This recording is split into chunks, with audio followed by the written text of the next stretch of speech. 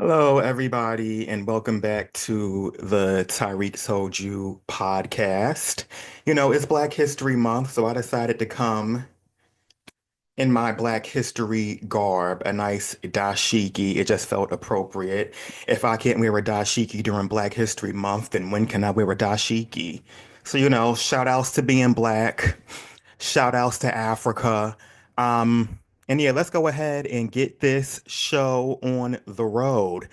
We are off to a good Black History Month, everybody. Kendrick Lamar won Record of the Year for Not Like Us at the Grammys. Was it Record of the Year or Song of the Year? Let me double check because I can't be out here spreading misinformation during Black History Month. I'm gonna just start calling it blistery because it's black and it's blissful. Do y'all like blistery? Hold on, Record of the Year, Grammys 2025. Uh, yeah, we know about Beyonce. I'm gonna save her for last, but wait a minute. Yep, Record of the Year was Not Like Us. So good for him. And he won Song of the Year.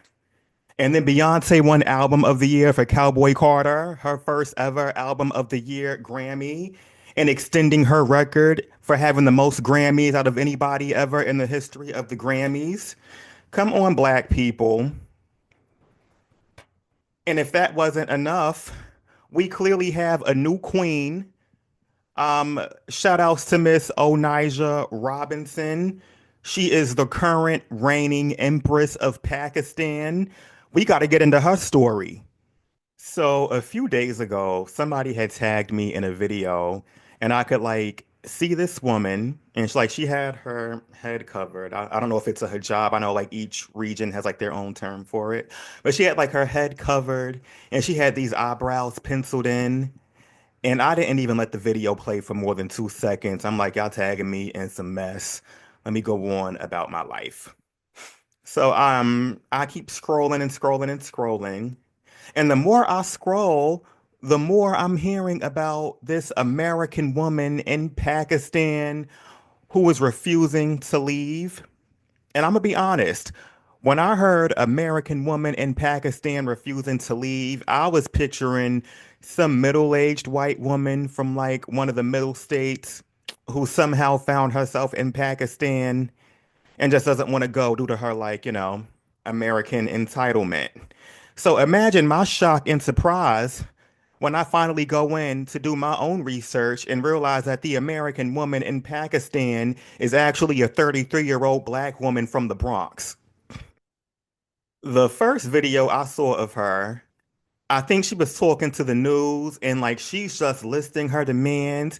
She's like, I need at least 2,000 every week cash. I need lands. I'm not going nowhere. Shut up, mind your business. No, you talking too much.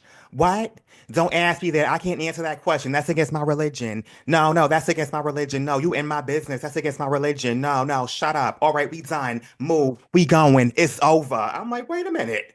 Wait a minute. Wait a minute. What's going on? The simulation is glitching again. How the hell did this end up over there? One thing about me, I'm a New Yorker who loves New York and I love people from New York. One of my favorite things in life is watching New Yorkers outside of New York just being New Yorkers. So this woman being in Pakistan, just carrying on the way she is. And the people are like so kind, so patient. They low key love her. She's basically a celebrity at this point. She did a press conference, which first of all, why are they taking her so seriously? But she was doing a press conference. All the Pakistani media was out there. I think she was with a member of parliament. She's telling him to stop talking and to be quiet. And he's being quiet. They respecting her. She runs Pakistan. Now, I think that eventually she will take over the government and install herself as their new monarch. And they're going to let it happen because why not? Onijah has plans for Pakistan, okay? She wants to invest in infrastructure. She wants better services for the people. And rightfully so. I feel like when you touch down in a country and basically take it over, it is your duty to make sure that your subjects are living well. The details surrounding her travel to Pakistan are very fuzzy.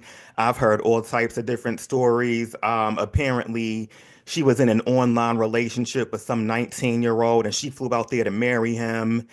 Now, in one version of the story, they say he catfished her. In other versions, they say she catfished him. In another one, they say the parents didn't approve and they wouldn't even let her in the house. I don't know, but whatever the case, that boy is not marrying her. And she's just been, kind of not out on the streets, but she ain't have no place to stay. Her visa expired, and, some people got her in contact with the government. And now here we are. I did find a very recent article on BET about it, so let's read it and see if we can connect some of these dots and fill in some of these blanks. A New York woman is reportedly returning to the U.S. after a journey to Pakistan in pursuit of love turned into an international spectacle. Multiple outlets reported that 33-year-old Onijah Andrew Robinson, they did not need to put her whole government out there. There was never ever a need for y'all to know my middle name. Traveled to Karachi in October of 2024. Oh yeah, she's been there since October. This is not something recent. She owns the country at this point, hoping to marry 19-year-old Nidal Ahmed Maimon, whom she met online. However, upon arrival, Maimon refused to marry her, citing his family's opposition.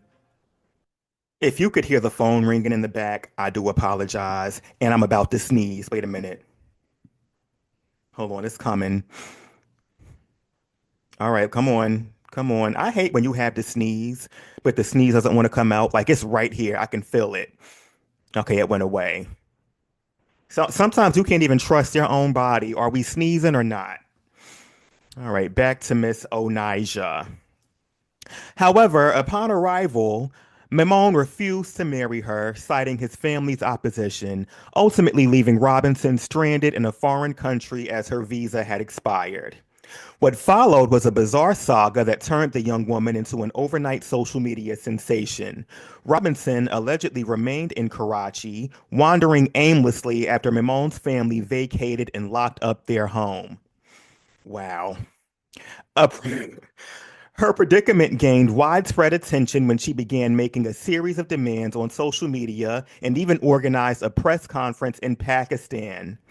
I'm asking for 100K or more. This is them quoting her. I need 20K by this week in my pockets in cash. That's a demand to the government, she declared in one viral clip. While initially it seemed she was requesting financial aid to settle in Pakistan, her motives became unclear as she continued to demand various amounts of money from unspecified sources. Oh yeah, and one of her plans, she's supposed to like go to Dubai's, as she calls it, Dubai's, and have her baby. She also appears to be pregnant. I'm not sure if that's true or not, but if she is pregnant, it's clearly not. What's this boy name? It's not Nidal's baby. So she done flew halfway around the world with somebody else's seed so she can give birth in Dubai. Huh. Robinson also said she wanted to improve Pakistan's infrastructure and bus services, further confusing viewers. A man identifying himself as her son, Jeremiah Robinson, spoke to Pakistani media, shedding light on her mental health struggles. He stated that his mother suffers from bipolar disorder and that no marriage between her and Maimon ever took place. I'm trying to help her as her son to come back to the U.S. She was only supposed to go to Pakistan to meet him and his family, he explained. What do you mean he explained? Why were y'all letting her go to Pakistan to meet some boy she met online? That's irresponsible on your part. As of Monday, February 3rd, Robinson is reportedly en route back to the U.S., though it remains unclear who facilitated her return. Yeah, it's currently February 5th, and I don't know where she is. The last video I saw, she was chilling somewhere, still in Pakistan, counting a whole wad of cash. No, it wasn't USD, it was Pakistani money. Let me see what their currency is. Pakistan currency. What do they use? Pakistani rupees. So, she was counting a whole bunch of that in Now, compared to the US dollar, it's not worth much, but I don't care, bitch. You in Pakistan, count your money. You wanted a whole bunch of cash, and that's what you got. But in all seriousness, she is clearly having a manic episode that took her, around the world. Now, when your manic episodes turn into international adventures, we might need to up your dosage. But let's hope that she gets back home safely. And the people in Pakistan, they taking good care of her. So I trust her in their hands, but she does need to come back to the States. So let's all pray for the let's all pray for the Pakistani princess Onijah Robinson. So, continuing our Black History theme this month, I decided to come with a little Black History fact or acknowledgement because you know what? Why not? Like, we need to discuss and uplift and venerate our figures because we come from a very long line of absolutely amazing people and we owe it to them to speak their name. So, this week, I want to talk about Ronald Irwin McNair. Many of you probably haven't heard of him. Some of you maybe have. And if you haven't, it's okay. That's why we're here. We want to learn something today. So, who is Ronald McNair? Ronald Irwin McNair, born October 21st, 1950, he's a Libra, was an American NASA astronaut and physicist. He died at the age of 35 during the launch of the Space Shuttle Challenger on mission STS 51 L, in which he was serving as one of three mission specialists in a crew of seven. Prior to the Challenger disaster, McNair flew as a mission specialist on STS 41B aboard Challenger from February 3rd to February 11th in 1984, becoming the second Black American in space. A little fun fact, the first Black American to go to space was Gwen Guy Bluford Jr., who went up there in 1983 aboard the Challenger.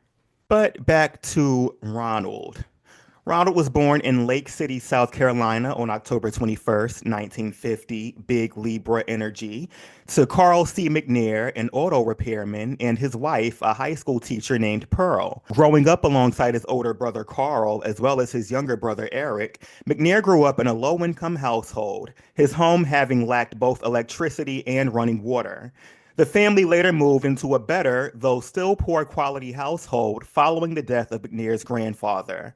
His older brother, writing in a posthumous biography about McNair, described how the family covered the floor and furniture with pots and pans to catch the water dripping through the roof when it rained.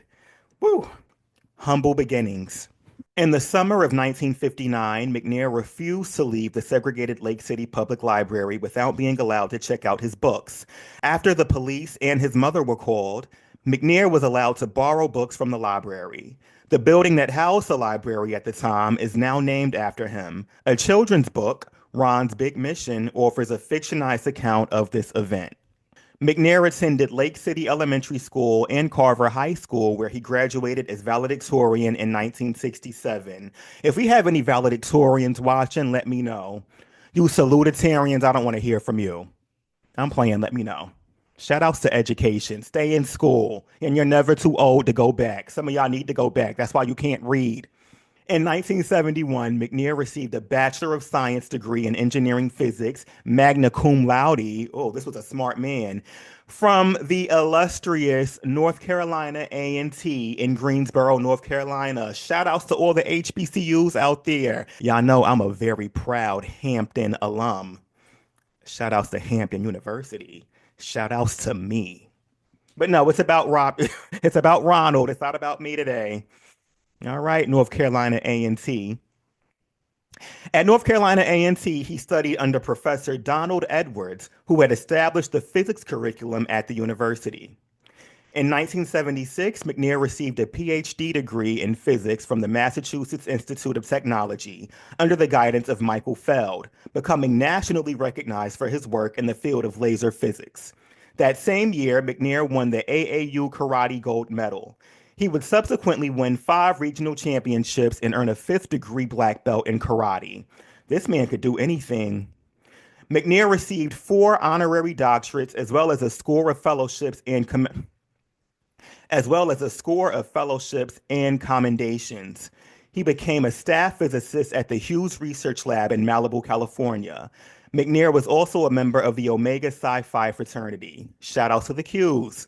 McNair was a member of the Baha'i faith, which emphasizes the unity of humanity and harmony between science and religion. He first encountered the religion in Lake City, South Carolina, in the 1960s and remained a lifelong adherent. McNair even carried a book of Baha'i prayers with him on the Challenger mission, reflecting his commitment to the faith. Now let's talk about his career as an astronaut. In 1978, McNair was selected as one of 35 applicants from a pool of 10,000 for the NASA astronaut program. He was one of several astronauts recruited by Nichelle Nichols as part of a NASA effort to increase the number of minority and female astronauts. McNair flew as a mission specialist on the STS-41B aboard Challenger from February 3rd to February 11th, 1984, becoming the second African American to fly in space. Following the STS-41B mission, McNair was selected for STS-51L as one of three mission specialists in a crew of seven. The mission launched on January 28, 1986. He and the other six crew members were killed when the Challenger disintegrated 9 miles above the Atlantic Ocean, 73 seconds after liftoff. McNair was initially buried at Rest Lawn Memorial Park in Lake City, South Carolina. His remains were disinterred in 2004 and moved to Ronald E. McNair Memorial Park, located elsewhere in Lake City. McNair was also an accomplished saxophonist and a jazz enthusiast. So, yeah, he was a very, very well rounded figure. So, fun fact, Ronald McNair has a whole bunch of monuments all over the country, including one right here in Brooklyn, New York. So, if you're from Crown Heights or just Brooklyn in general, by Prospect Park, where the entrance to the Brooklyn Museum is, right across the street, like between Washington Avenue and I think it's Classon, there's like a little triangular park. That's Ronald McNair Park. That park was dedicated to him. And there's like a little monument in there too. So, go pay it a visit. Go, just chill out over there and, acknowledge Ronald. And I don't know, shoot, maybe go to space or something. But yeah, shout out to Ronald McNair. We are now in the Tell It to Ty portion of the show. So let's get started. I'm getting like more and more submissions every week. Thank you guys so much for contributing because like now I feel like y'all are part of the podcast and I feel closer to you all. It's like we're just all chilling in the same womb together, just waiting to be born, waiting for mama to go into labor. And when she pushes me out, I'm gonna tell her everything that y'all told me because that's just the type of person I am. So anyway, back to Tell It to Ty. This submission, I'm not gonna say your name. Never mind. Should I start making should I start making up names or is that too much like the Reed? Shout out to the Reed, by the way. We love them. Kid Fury, Crystal, and all the girls. I'm like, well, it's just them two. Well, shit, shout outs to everybody. Anyway, let's get into this submission. Here's some business. I had an affair with a man 15 years younger, and then he left his relationship but started a new one. Eventually, someone told the new girl that the whole 2 years they were together, he was cheating and sent her proof somehow. He moved he moved in with her, then because I guess she decided having a man was more important than loyalty. I don't get it. We were doing good, but now we're having some punctuation issues. Bear with me, y'all. Hold on. He moved in. See, it says he moved I, period. I think you mean he moved in. Yeah. He moved in with her then, BC. I guess she decided having a man was more important than loyalty. I do not understand this sentence. We went no contact for a while, but are back in the interaction mode. I don't even feel bad because how can you know and just don't care? She put, how can you know and just shrug emoji? I'm the side chick with no guilt. Okay, this was more of a confession. You're not really asking any questions. You clearly don't need any advice. Hey, you know you're the side chick. You've been fucking on this man for two relationships now. He's clearly not going to stop cheating. You clearly not going to stop getting cheated with. Hey, just rock out, I guess. Be responsible, be safe. I hope you can fight because, I'm always an advocate of when you catch your partner cheating, you should be mad at the partner, not the other person. But in real life, it doesn't always work out that way. And sometimes the cheatee will become violent with, the person being cheated with. So just be mindful of that. Maybe keep you a little gadget in your purse just in case. And, it's clearly some good dick. You keep on taking it. So, hey, shout outs to you. All right, let's get into this next submission. So I met this girl on the plane last year coming back to New York. We had a nice conversation and decided to exchange contacts to hang out in the future. So during our casual phone conversations, one thing we had in common that stood out is that we are both bisexual. We're both also looking for deeper connections, whether it's friendship slash friends with benefits and or intentional dating. So, to get to know each other a bit better before we met in person, we followed each other on Instagram. After scrolling through her pictures, I noticed that she had two siblings, a sister and a brother. Now, I don't know what games the universe is trying to play because I absolutely hooked up with her brother about 10 years ago, multiple times, met him on an app, and had plenty of fun times back then. So now I'm terrified and don't know what I should do. Should I tell her? Should I end it with her? He also doesn't look obviously out, but she did say she was close to her siblings, so she may know about him already. Thoughts? Wow, that was a good one. That's a good, good, good one. Send in more submissions like that. All right. So it sounds like we're in a bisexual lust triangle, but but there's siblings involved. Mm. There's so much happening here. So, like, you and this girl, y'all are interested in like dating or whatever.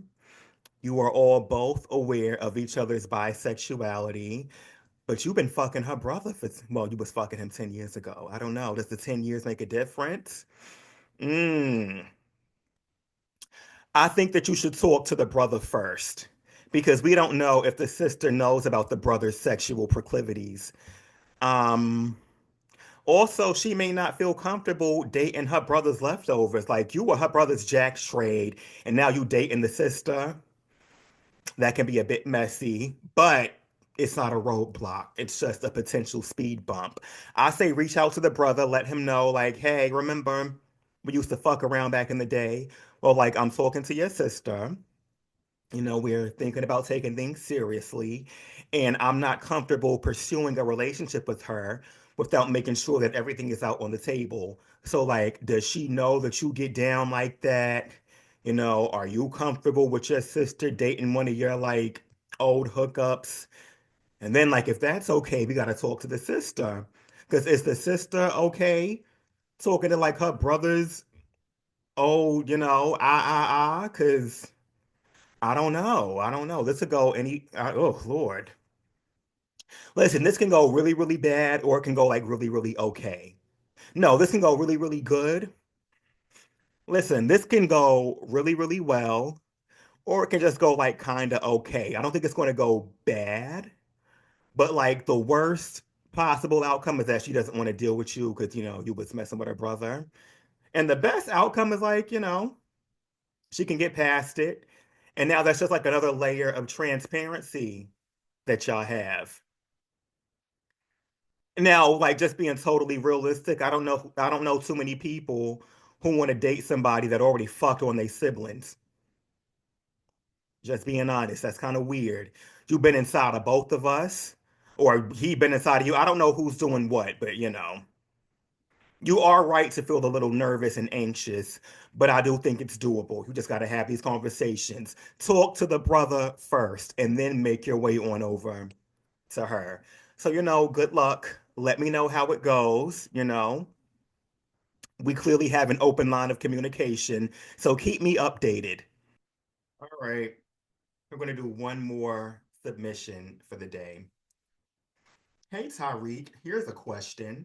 I'm 27 and never been in a relationship, as in virgin as fuck type and never been in a relationship. What would you recommend to meet, attract, and keep a good man? Much love from France. All right, there's a lot going on here. A whole lot. One, you've never been in a relationship. Two, you're a virgin at 27. And you asking me how to teach you how to.